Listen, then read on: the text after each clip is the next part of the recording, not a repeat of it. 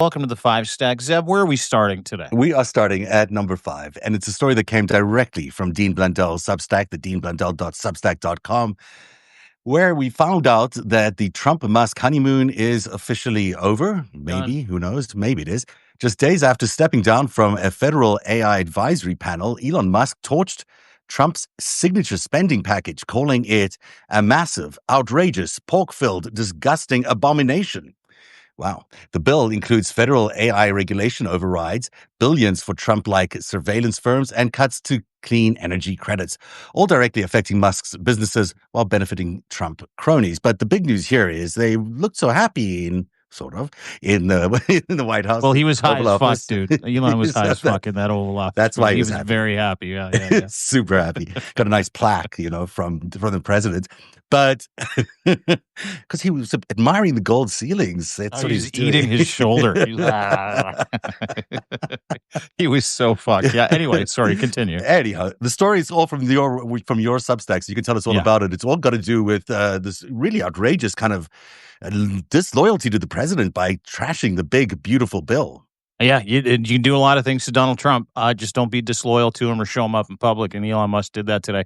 It's as far as I've seen any Trump regime cabinet member, special government employee, sycophant go in criticizing Donald Trump, specifically this time around. Elon put out a tweet saying, quote, I'm sorry, but I just can't stand it anymore. This is on the heels of his interview where he's like, hey, listen, I don't want to be responsible for all the dumb shit the Trump regime does. This massive, outrageous, pork-filled congressional spending bill is a disgusting abomination. Now, if you look in here, he calls it a congressional spending bill. It's a presidential spending bill. It's a mega spending bill. It's a Trump regime spending bill. So he's pinning it on Congress. He's leaving Trump out of it.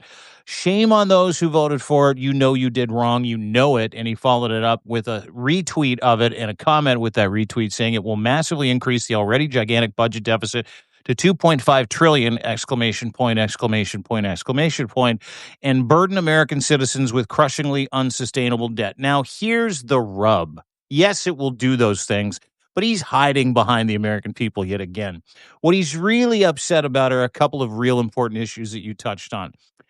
In this bill that is a quote, stuffed with pork, corporate giveaways and federal overrides, they have a federal override of state-level AI regulation. Now, Elon Musk has been pretty serious about decentralizing AI. He wants everybody to be able to use it, doesn't want it centralized in the hands of a very few group of people, unless it's his hands. And so he feels like that, you're taking this out of my hands. This is I am AI. He thinks he's everything. So he's upset about that because he's a control guy. Number two, billions of new subsidies to Trump-linked surveillance tech firms. That would be Palantir. There's actually an article on your website. You can read a whole bunch of them on new feudalism with the surveillance machine that's being built with Doge's help, and Peter Thiel at Palantir, who is a massive Trump banker and backer, and the guy that massaged J.D. Vance into the weirdo Catholic authoritarian he is today. So he's upset because he's not part of Palantir. He did all the legwork, the dirty legwork for Doge, so he's pissed off about that. And then he's steep rollbacks on clean energy and R&D credits. Well, what does he make? He makes EVs. He makes more EVs than anybody in the world. So he's pissed about that because he made a ton of money with carbon tax credit and climate credits in every country he was selling these cars in. Case in point, last quarter he made $43 million here in Canada in one day, where he lied about how many cars they sold, because that's where he makes a ton of money. Carbon credits, tax credits, government credits. And the last one was the ballooning defense and oil infrastructure spending. So Elon is he's not an oil guy, right? He actually is a clean tech guy. He's a climate guy. And he has to be because of what he does. And so everything that has been hidden in this bill, which we just mentioned, really truly affects Elon Musk's bottom line. He's hiding behind the American people. But this rift has been going on for a while. It's not just the digital surveillance that was taken from him. It was the EV policy betrayal, publicly funded cronyism, which was out in the open, federal AI power grab, which he doesn't like. But he's been walking away from the Trump regime for a couple of weeks now. So it's getting interesting. Part of me thinks that this is performative for Elon Musk, meaning, he's trying to save his companies that were underwater. Now he's back in the Tesla tent and the SpaceX tent, says he's sleeping there and doing all this shit. So I think part of it is performative.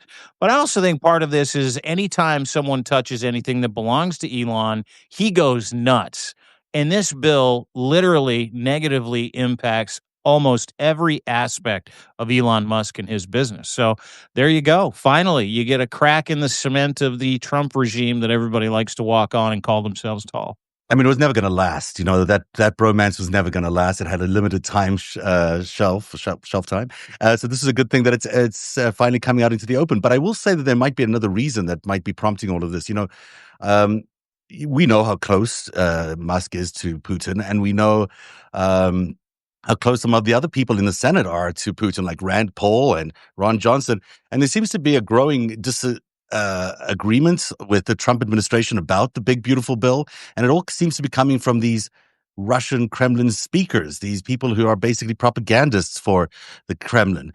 So when you see Johnson and Rand Paul being so outrageously critical about the big, beautiful bill, well, maybe they're being told to do that by the Kremlin. When you see the same talking points coming out of Elon Musk, maybe he's being told to do that by the Kremlin. And why? Well, it doesn't look like it's going so well for him in the Ukraine war. We'll get to that later, but it could be something to do with that, or it could be other issues that he's just facing as, as a disagreements with the Trump administration about how they're continuing. It could be that we're seeing not only a break with Musk, but maybe a slight crack in the way that Trump and Putin get along. Yeah. Excuse me. I don't disagree. I think there's a lot going on here. I think, the performative aspect of this, Elon he's calculated in how he criticizes and what he criticizes. You'll notice that anytime he criticizes something where it's out of pocket, where you're like, wow, he's kind of going off. I didn't expect him to do this. Where you think that he's standing up for your values, trust me, he's not. He's standing up for his business interests. So there's that. There's also the reports. Politico had a couple of articles. So did the New Republic on the extreme hatred everybody in the Trump cabinet has, or the Trump regime has, for Elon Musk. So there's that. Rumors of fighting. There are a couple of people, including Scott Bessent and an anonymous source in the cabinet. These guys are no profiles encouraged. An anonymous cabinet source said he's the biggest piece of shit we've ever met. We can't wait for him to leave. Mm-hmm. So I think some resentment in there, and I think it's, touching Elon's business. It's touching his bottom line, his ability to continue to turn Tesla into a cash cow with the rollback of some of these EV credits for R&D, et cetera, et cetera. But it's stunning, and the one thing that I noticed in that tweet, and we mentioned it, was he never mentions Trump by name. But this is his bill. It is called the Big Beautiful Bill for a reason, because the idiot named it and put everything in there that Elon Musk currently has an issue with. And I mean, this is aside from all the Medicaid cuts that are in there, the ballooning deficit, et cetera, et cetera. And it basically shows, the other thing is it embarrasses Elon's last 3 months or 134 days as a special employee, because it basically says your Doge cuts didn't do shit, and it outs the entire operation as a joke, Zev. I mean, that's what Donald Trump was asking his staff, apparently. Apparently, according to unnamed sources, he was saying to his staffers, "Is Doge bullshit?" After that press conference on which let me just stop you real quick. Yeah. The president of the United States, who told him to do this and continued for the last 3.5 months, telling everybody this is his doing, this is great for the country, and 4 months later, he's turning around going, "What was he doing?" Yeah. Like, is this bullshit? Like, doesn't suck even on know that for a bit. And then, let's just up the ante about how clueless this fucking moron president of the United States is. Tulsi Gabbard, the DNI, is considering doing away with security briefings and intelligence briefings because Trump doesn't read them anyway. So she's thinking of putting it into TikTok form or Fox News hard-hitting TikTok form, so that he can actually enjoy or consume anything to do with the national intelligence apparatus of the United States of America.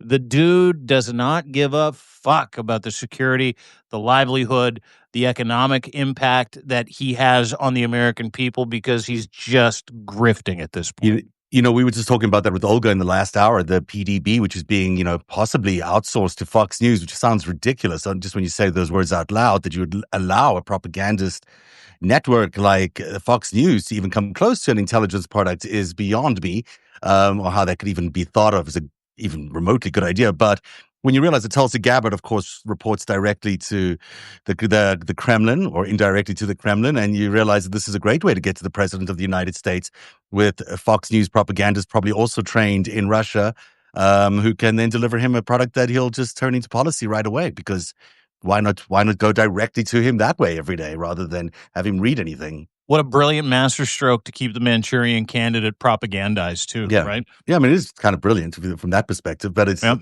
also incredibly dumb because I Oh, can't it's imagine anyone's fucking. going to do It's it. we live in the craziest, dumbest time ever, dude. Yeah. So here's story number 4. Trump has posted 2,262 times on Truth Social in just 132 days. That's 2,262. I'm sure you don't even post as much as Donald Trump does. That's more than 3 times the number of tweets he sent during the same period of his first presidency. The Washington Post analysis shows that he's posting at all hours, including 3:29 a.m. posts about abortion and a 2:58 a.m. post comparing himself to George Washington. He recently shared a post claiming Joe Biden was executed in 2020 and replaced by a robotic clone. So this is all, late night kind of stuff for the president. Why is he doing it late at night? We don't know, but it could have to do with the Kremlin time zone. But also, this guy is spending a lot of time on social media. Yeah. One of the things that they tell you in digital media is if you want to have a bigger than average impact, if you want to change people's perception of you, you have to be in front of them all the time. If you want to curate a narrative, you need to hammer away at that narrative and get as many people retweeting that narrative as humanly fucking possible. All the time. Absolutely. All the time. Repeat. Interesting. That's what Russian troll agencies are all about. It's how many times can we repetitively feed this information to people. So, Trump is a sim. MAGA is a sim. It's a simulation. And the more he can keep you wrapped up in that simulation, questioning your values, your virtues, questioning your principles, questioning reality, the more he'll do it. Some of those 2,300 tweets in 130 odd days were insane. Like, the one that he put out about Joe Biden being executed and replaced by a series of clones and bots in 2020. Insane. Yeah. There's another tweet that he put out or a Truth Social post, which made its way to Twitter as well, of him in black and white sepia tone saying, "I'm on a mission from God and nothing can stop what's coming next," with a one of those incel Pepe the Frog in the corner in the background as a little dog whistle to people. So this isn't, he doesn't use Twitter. He doesn't use social media to get information to people. He uses it to curate a perception, because nothing that man does or says is real, and he knows it, right? And if you're a fraud, and and you've got an ego like Trump, an ego is the enemy. It is truly what MAGA runs on, is ego and the sim and the perception that they create and fear. And if they can continue to do that, they'll continue to be successful. And that is the entire purpose behind what Donald Trump does on social media.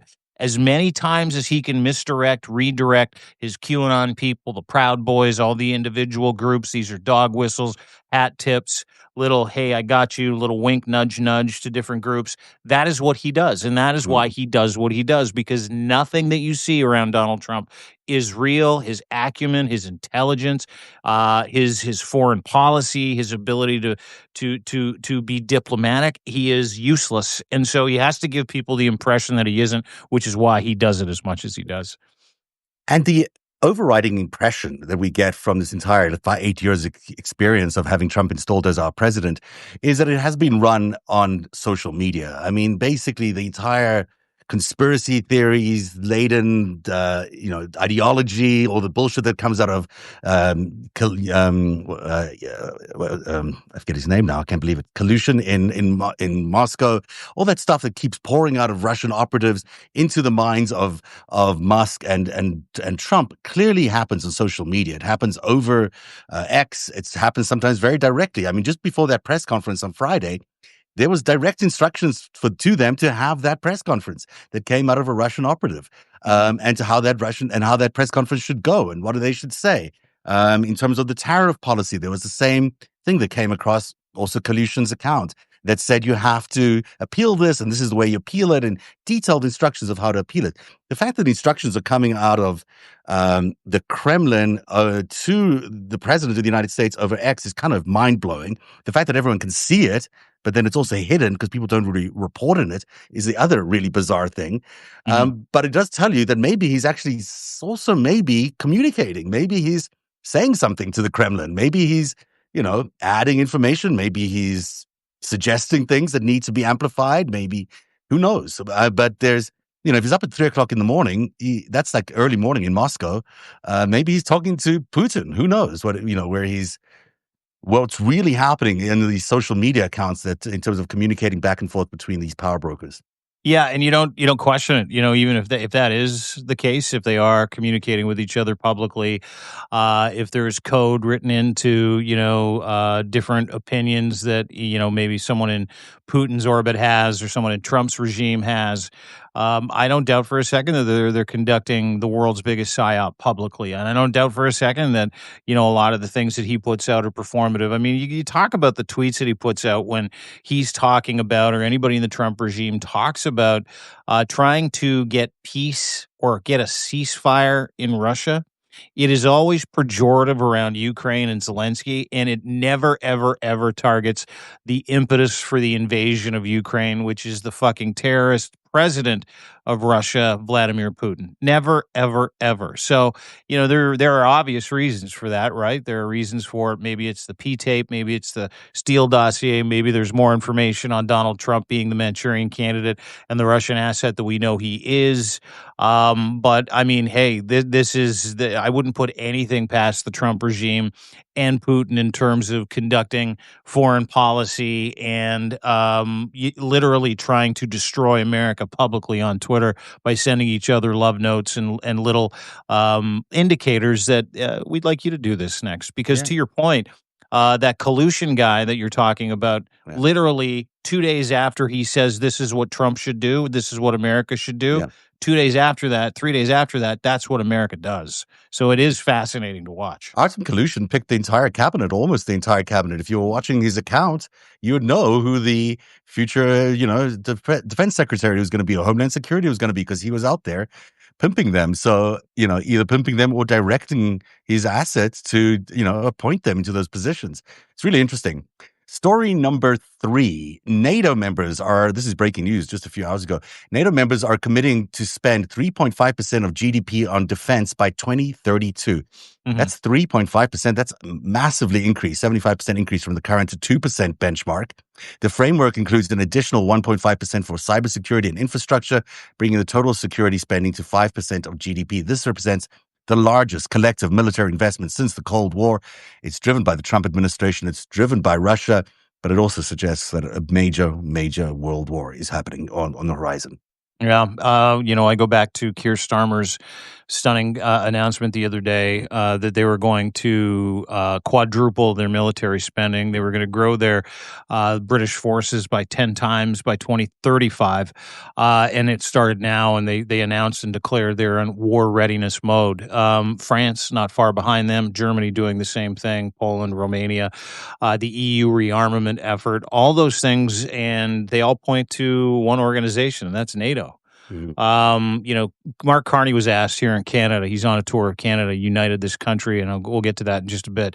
But he announced that they were going to Canada. We are going to up our NATO commitment as well, hopefully getting to 1.7 by the end of the year, and want to push it as high as 3.5. I've heard numbers like 5.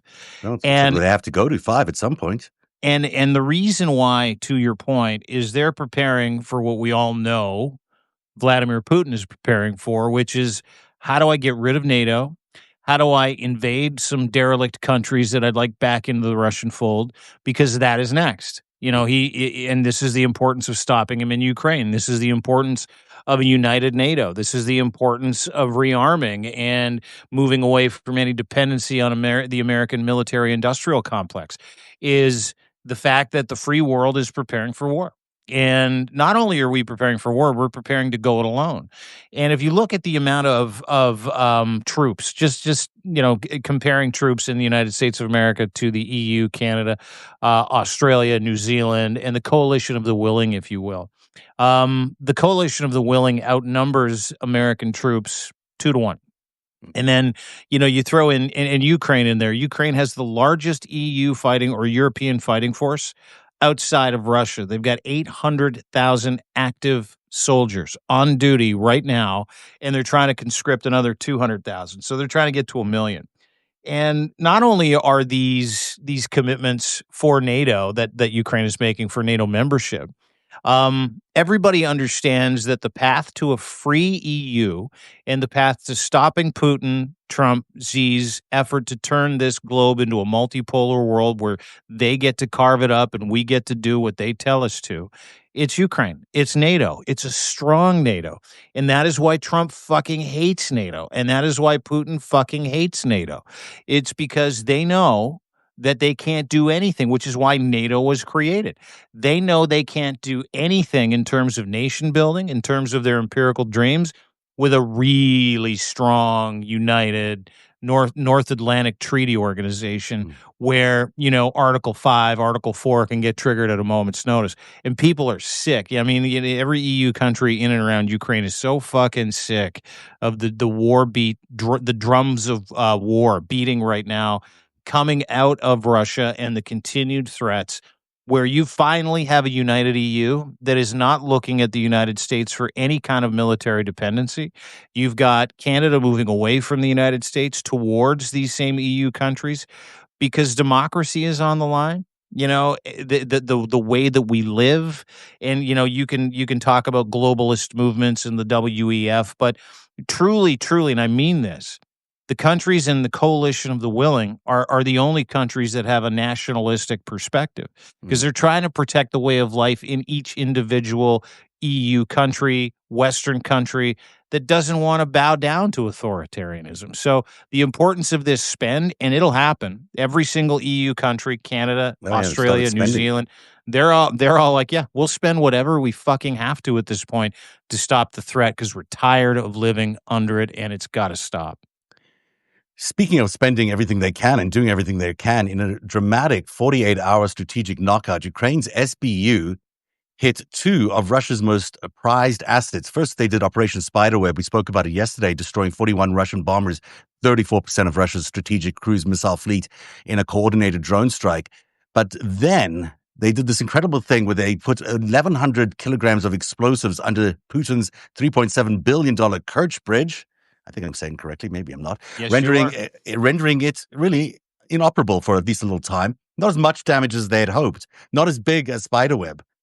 But still remarkable that in 48 hours, this tiny army has successfully done these 2 operations against Russia, really hurting Putin's efforts.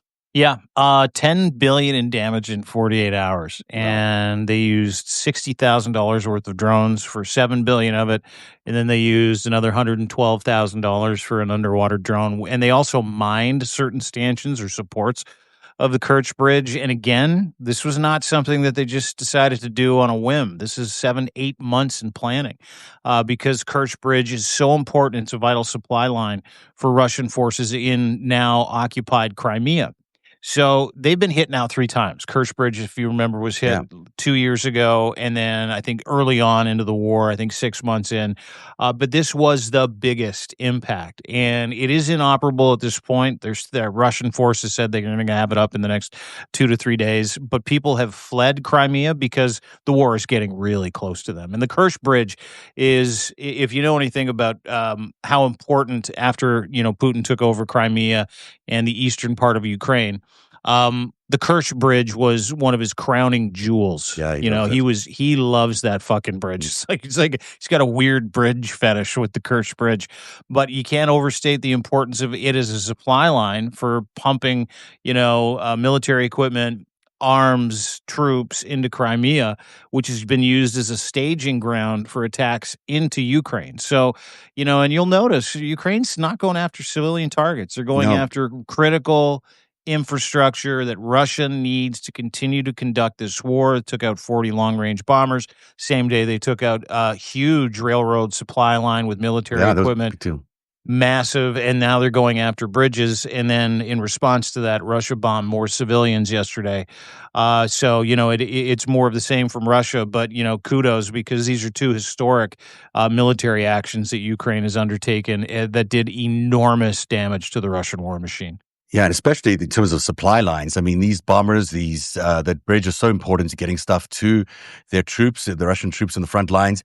If they can't get supplies to them, they can't get weapons to them. It means basically that they're stalling the entire war effort on the Russian side. A remarkable day for the Ukrainians, or 2 days for the Ukrainians. That is story number 2. There's a bit of a theme building today. There's a lot of Putin in the show. And that leads us to the number 1 story of the day, which is a story I just posted on Narrative a short while ago, that Trump appointed Darren Beattie to run the State Department's public diplomacy unit in February. And his first action was systematically dismantle America's counter-disinformation units. You'll remember the story was a big deal. There's Russian propaganda coming at the United States. There's a counter Russian propaganda effort that was called the public diplomacy unit. And so the first thing Beattie does is he dismantles this thing. But then the Telegraph today reveals that Beattie is married to Yulia Kirilova, whose uncle, Sergei Chernikov, received personal thanks from Vladimir Putin and served in multiple Russian government roles. While destroying anti-Russian defenses, Beattie has also pushed for cultural exchanges with Moscow and showed unusual interest in classified Russian materials. Basically, Trump has appointed a guy who is beholden to Putin, who's married into the very, very close-knit insider circle of Vladimir Putin. And this guy has taken over all our efforts to counter Russia's propaganda. And the first thing he does is he dismantles it. This is about as much proof as you could possibly want that we have a Manchurian candidate in the presidency right now. I laughed when I read your post. Yeah. By the way, everybody should go read it. Trying to be funny, but No, but I laughed like out loud. Whereas Trump installs pro-Putin apologist Darren Beattie, and then I read about Darren Beattie in your post, and I'm like, oh my god, he's married to one of Putin's buddies' uncles. Like he's married to his niece. Yeah. He celebrated the January 6th Capitol attacks. He he is not just a Trump freak, MAGA freak. He is a hard right monarchist and neo-reactionary. He's a Curtis Yarvin guy. If you know anything about Curtis Yarvin, who's just this fucking psycho philosopher that all the Silicon Valley billionaires are like, yeah, we agree with Curtis Yarvin because he said the rich people and people who have the most should get to run society and fuck democracy. He was the guy who's like, get comfortable with dictatorship, America. That's that guy, yeah. Yeah, it's him. It's more of the same. It's the installation of Tulsi Gabbard, who's a Russian asset, the installation of Pete Hegseth, who had a Russian email address for the last 7 years. It's the installation of Kash Patel, who's no stranger to Russian disinformation and propaganda. It's installing Tim Pool, who was proved out to be paid by Russian RT operatives under the banner of Tenant Media, along with Jack Posobiec and a whole bunch of other fucking morons. It is more fucking morons in the fucking moron parade in the Trump regime that are not just Putin apologists. They have worked for and taken money from the state of Russia. So, if you're not surprised by it, and I would be, like I said, 10 years ago, someone was like, whoa, guy got paid by guy that married into the oligarchy, who's railed against democracy, who has done nothing but promote hatred for Muslims, hatred for Uyghurs, hatred for democracy, hatred for liberal or progressive views, a guy who is his timeline is littered with Pepe the Frog, incel stuff, threats against DEI, threats against trans people. This is like he's perfect. He's perfect. They picked him for that reason. And the problem is that there's more and more evidence now that we can see that the American government is being taken over, is being captured by Russian spies. It's almost I'd say it's a proven out fact. Some people might disagree still, but I think it's a proven out fact that there's a spy cell or a group of Russian spies that have infiltrated the American presidency and have taken over the executive branch almost entirely, and that they're now in the system through Doge, through Palantir, through all their. I've also written about all the Russian operatives inside of Doge, that they're busy sucking up all that data and turning us into a surveillance state, beholden to the Russians. I mean, this is about as extreme an emergency as you would ever imagine America ever being in, that there's Russian spies literally taking over the U.S. state. Yeah, no question in my mind. I don't think there's a question in anybody else's mind. And one of the things that I saw today, which I'm like, oh, fuck, come on. Of course. Alexander Dugin, Putin's brain, Yeah. put out a tweet after the bombing of the Kerch Bridge. And the tweet was, hey, MAGA, where are you? Like, help us. Yeah. Help us. Interesting. Yeah. But I think it's help us. Maybe that's why there is this little friction going on between Musk and Johnson and Paul and the White House. Like, I mean, maybe there's a legitimate thing happening there where there just is disagreement about the path forward. This coalition that brought Donald Trump into the White House is fraying. There's no doubt about it. They're not all supporting this initiative, and so maybe we're seeing that in that as he's losing the war, he's not seeing Trump come to his aid, and maybe Putin is pushing back domestically through some of these players, through like Musk and Johnson and Paul. Yeah, might be. It's interesting because I had a conversation with someone the other day who is in, certain orbits. I like to use that word. Who said, it's almost like, and they understand sort of the security implications, the relationships at stake here, and they said, it's almost like Trump promised Putin action, and Trump sidelined Putin to enrich himself, and it's pissing off the Putin regime, and Donald Trump has completely lost the plot of the promise that he made the Putin regime to deliver Ukraine to him, and it's almost like someone else is in Donald Trump's ear going, you know what? You might be able to take all of Russia. If you just kind of slow play this. So, to your point, maybe. I mean, no question in my mind that the Trump regime is legitimately run out of Russia, but at the same time, it's almost like Putin's dream is going unfulfilled, and he continues to labor. And what happened with Ukraine this week probably isn't helping, and probably making guys like Dugin panic. Go, hey, MAGA, where's your help? Like, I thought you guys were supposed to be on our side. So, whatever is underneath that comment, I think is sort of, your lodestar as to what's going on with the Trump-Putin relationship. But I don't doubt that that's part of it. I don't doubt that, Donald Trump on his way to freeing Putin and bringing him back into the world, taking him out of this isolationist, sanction-related state, and and ending his, support for Ukraine. I don't doubt that Donald Trump just saw a bunch of number signs and a bunch of people got in his way and like, do you know how much money we could make in Qatar? Yeah. Do you know how much money we could make in Syria? You know how much money we could make around the world? Fuck Putin's dreams. Let's fill up our pockets while we can. And I think Putin's like, let's speed this up. I put you in office for a reason. It could be that it's exactly what we're looking at, and it's interesting. I mean, this administration is losing steam quite quickly, and it'll be interesting to see how the next few days play out, especially with a big, beautiful bill. It doesn't look to me like it's going to be able to pass under its current format. Did you see the Ernst video of her saying that people? What did she say? She said people are going to die. People are going to die, but then she uses Jesus Christ as a defense for that afterwards. I was like, oh my God, as I'll tell you, I'm glad you stopped there, and I'm glad that it's a little bonus story. So we've gone 5-1. Here's your bonus story. Jody Ernst, she's a senator, right? I don't know where she's a senator from. I'll double check. I'm always getting these wrong, but I'll double check quickly. She's at a town hall, and someone's like, I'm paranoid. I'm afraid that I'm going to die. Trump's going to kill us all. And Jody Ernst was like, we're all going to die, honey. And that was her excuse. People freaked out. And then she recorded this trolling video in a graveyard the next day. Iowa, by the way. Iowa, sorry. Thank you.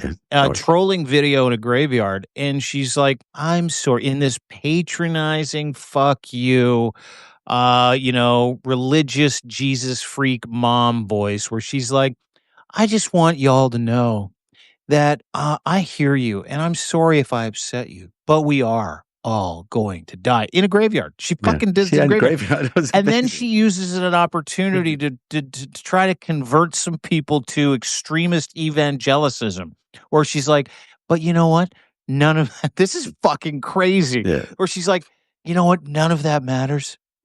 If you bow down to my Lord and Savior, Jesus Christ, you'll live forever. That's running the United States of America.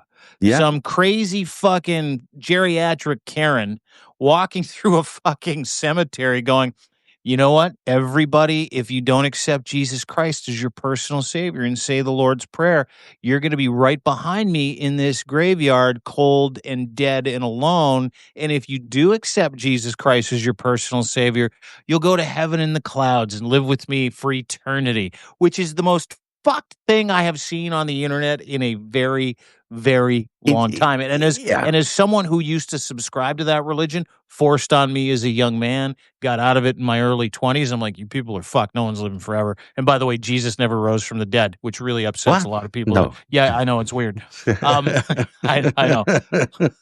But Oh my God. to use people's fear as an opportunity to bring them into your fucking cult was one of the grossest fucking troll jobs I've seen. What are we even doing here? Well, people are going to die. It's true that people are going to die. Therefore, we It's a shouldn't have. fact. Then we shouldn't have really anything, any government at all. Let's not just ignore medicine. Let's ignore regulations about everything. Let's ignore insurance for everybody. Let's not give people schools. Let's not give people roads. Let's give them nothing. Just let them die because that's what's going to happen anyhow. I mean, it's so unbelievably out of touch, and yet this is the mantra that so many of these senators are going to follow as they head into voting for this big, beautiful bill.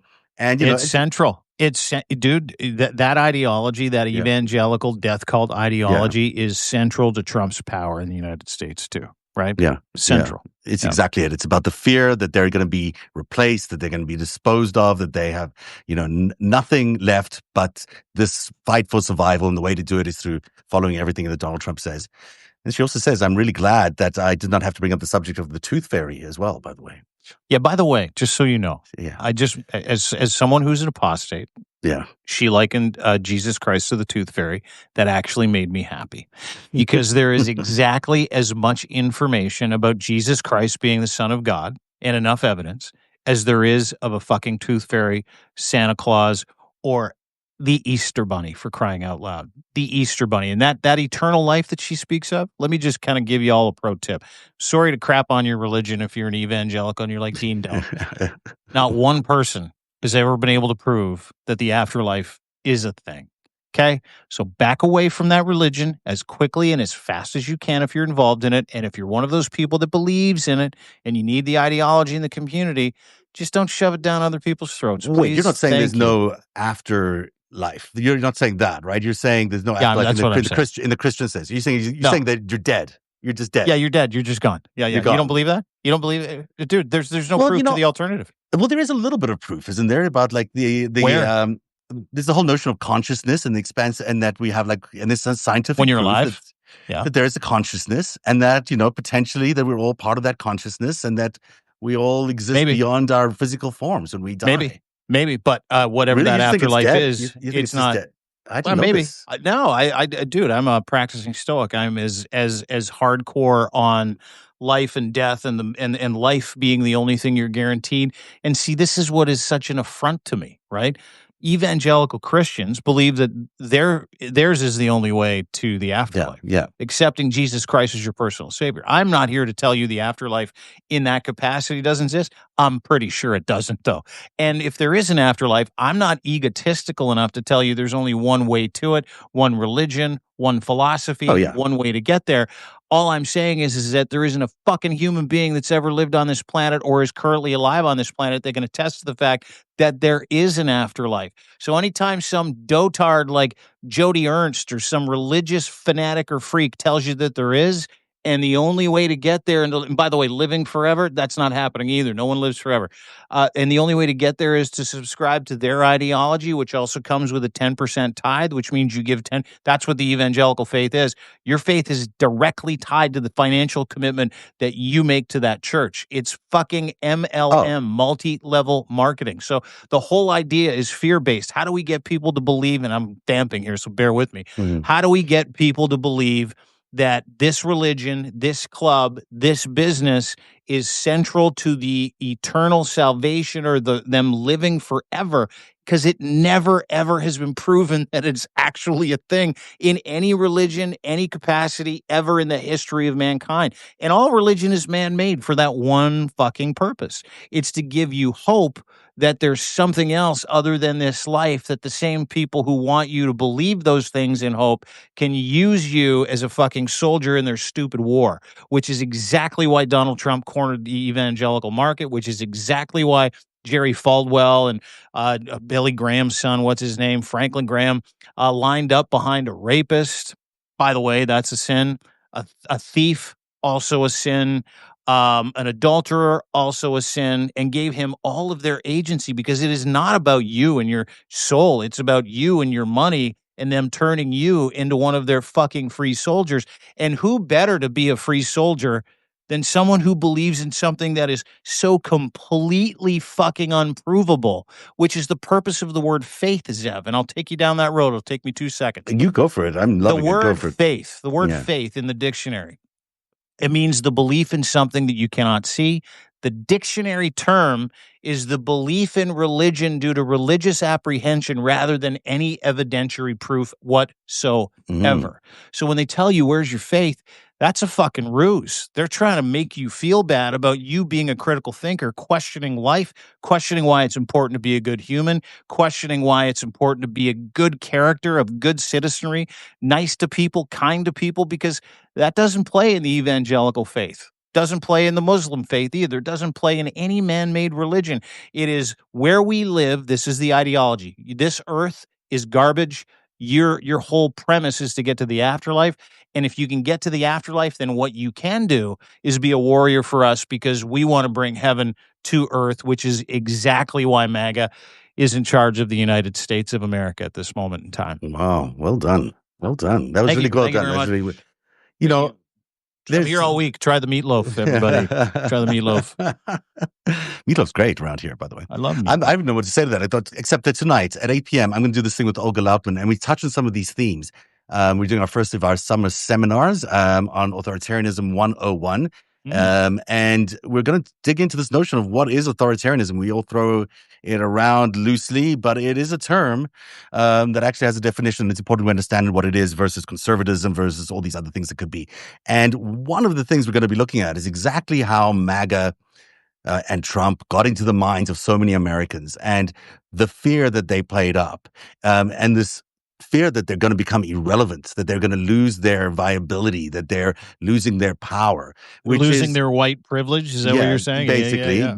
And how this has been the driver of all of that. And because that's the driver of everything, then he is given permission to do everything else because of it's about their primary survival. So when people are threatened, when your community's threatened, you have this notion of, well, I'm just going to do whatever. I'm just going to, whatever it takes to keep my family, my people, my community safe. You'll just do it and that's the mindset that MAGA is in. They're in the mindset of, well, we're under attack. We're going to lose our viability. Therefore, everything that we need to do right now, no matter how racist or criminal or anything else it is okay.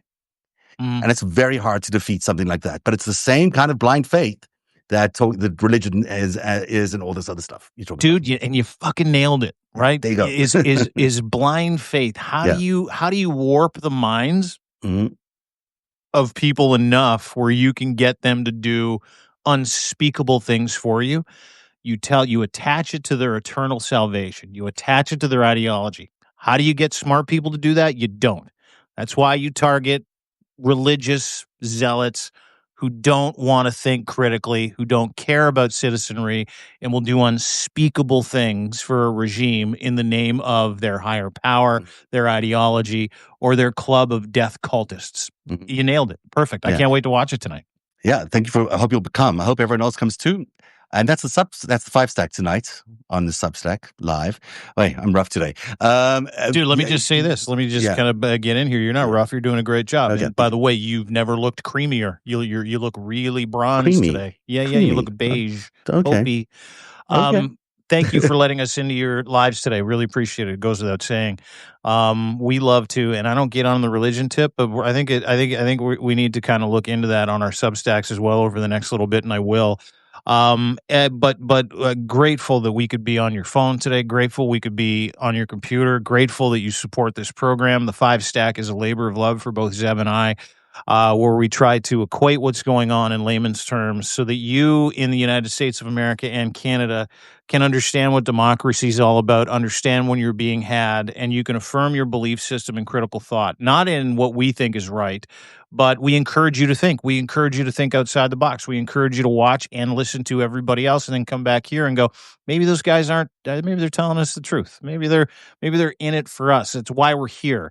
Canada, the United States need to stay together. We love America from Canada. I want to thank you all. DeanBlundell.substack.com. Trying to make it as accessible as possible. We've got 35% off It's annual so good. subscriptions as well. Thank you. Your Appreciate your it. today's Substack was just fantastic. You had so much good stuff in there. All basically the whole show is based on your Substack today. There's really, really good stuff in there. So everyone should Thanks, check man. out You too. And deanblundell.substack.com. narrative.org, by the way. We got some good stuff on narrative.org today too, as well, about Peter Thiel. We uncovered our 8-year history of covering Peter Thiel. That's how long I've been covering this man. And there's a lot of interesting detail that comes out of researching all that archive. And everyone should read that because it really tells you how long a process, 20-something years, to get Peter Thiel's Palantir from where it was as a military grade operation for the CIA to now basically being the surveillance state of America. And it sort of takes you through that. And then also the story that we just had at number 1 about Mr. Beatty, the propagandist who's now in charge of the anti-propaganda efforts. So, there you go. That's life on in the world of Trump and MAGA. We'll see you again tomorrow on the FiveStack. Thanks for being here, everybody. Bye-bye.